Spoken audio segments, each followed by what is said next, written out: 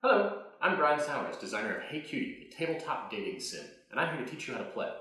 The goal of the game is to go out on dates with your crushes, where every crush has something they want out of a romantic partner. Some combination of charm, brains, edge, and looks. And you're trying to appeal that by picking up flirt cards and then using those flirt cards to attract somebody for a date.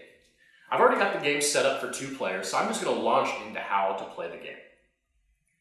During your turn, the first thing you do is you draw a card, and you can draw it from either of the discard piles or from the face-down flirt deck.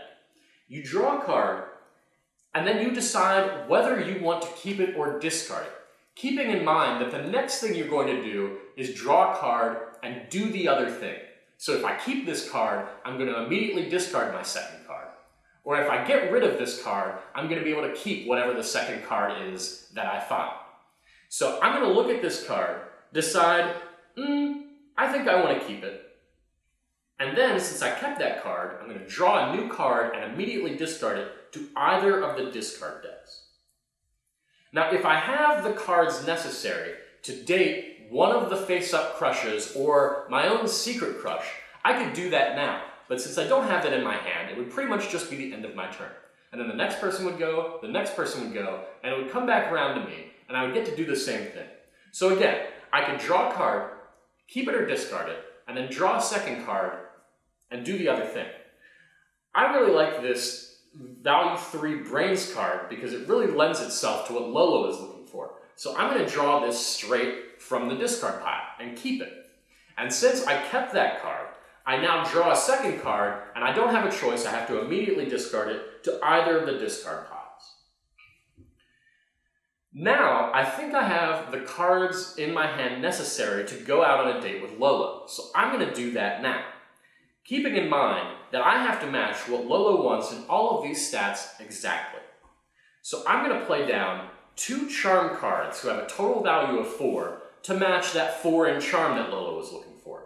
And then I'm going to play down a single value 3 brains card to match what Lolo is looking for in brains. And since she doesn't want anything else, that pretty much covers her needs, and I get this date, and I keep it off to the side. All of these flirt cards that I played get discarded in whatever order I want to either discard pile, and I draw a new crush. And now, once I've drawn a new crush to replace my old one, I get to decide which of my crushes is public versus which is private. I am going to make my new card, Rory, public and keep this other one hidden. And this is the gist of play. Now, during the course of the game, I'm going to be able to date various people. I can date my own crushes. And in that case, I can date either my face-up crush or my face-down secret crush in the same manner by playing flirt cards. I can also date another person's face-up public crush by playing the things that they need. This is called stealing a date. And so I would play those cards, and I would get to keep this crush, but I would keep it face down. It's worth fewer points at the end of the game. And for my deviousness, I would get to draw a power card. Power cards are instant effects in your hand that you can play at any time that just do whatever they say on the card. Usually they turn the tide of play, or they give you some kind of advantage for future dates. But after you steal somebody else's date, they would draw a crush and decide which one of these they want to keep public versus which one of these they want to make private. And so we just keep doing that, going on as many dates as we can, either by dating our own crushes or by stealing other people's crushes, until the end of the game.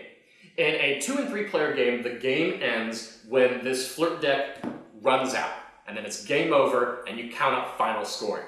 In a 4- to 5-player game, when this deck is empty, you shuffle it, recreate the deck, and then you go one more time until the deck empties out a second time, and then tally up final scoring.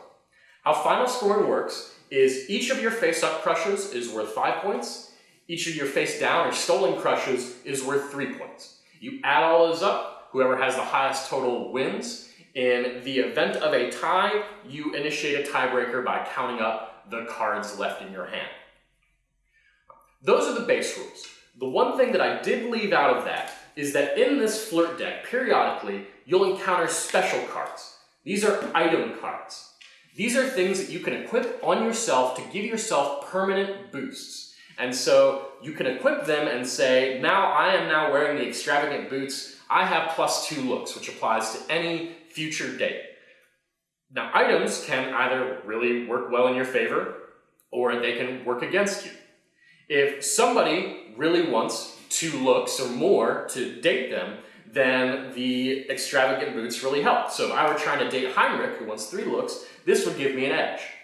Whereas Rory here only wants 1 look, and thus, this gives me more looks than Rory wants, and I need an exact match to go on a date with somebody, so having this item equipped to me actually hurts my odds of going out on a date with Rory. During your turn, if you have items in your hand, you can play them out to equip them, but also you can choose to discard items you've got equipped to get rid of them in case it frees you up for a future date or gives you some kind of different advantage. But those are pretty much all of the rules for the game. So I hope you enjoy it, and feel free to drop me a line if you have any questions.